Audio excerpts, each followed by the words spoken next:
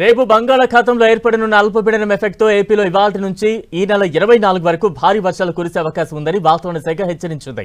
ఇవాళ రాష్ట్రంలోని పలు జిల్లాల్లో భారీ వర్షాలు కురుస్తాయని ఏపీఎస్డీఎంఏ తెలిపింది. ఎన్టీఆర్, గుంటూరు, బాపట్ల, పల్నాడు, ప్రకాశం, నెల్లూరుతో పాటు రాయలసీమ జిల్లాల్లో పిడుగులతో కూడిన మోస్తరు నుంచి భారీ వర్షాలు కురిసే అవకాశం ఉందని తెలిపింది. అలాగే శ్రీకాకుళం, విజయనగరం, మండ్యం, అల్లూరి జిల్లాల్లో మోస్తరు వర్షాలు కురుస్తాయని పేర్కొంది. భారీ వర్షాలు పడే అవకాశం ఉండడంతో ప్రజలంతా అప్రమత్తంగా ఉండాలని అమరావతి వాతావరణ కేంద్రం తెలిపింది. కెమెరా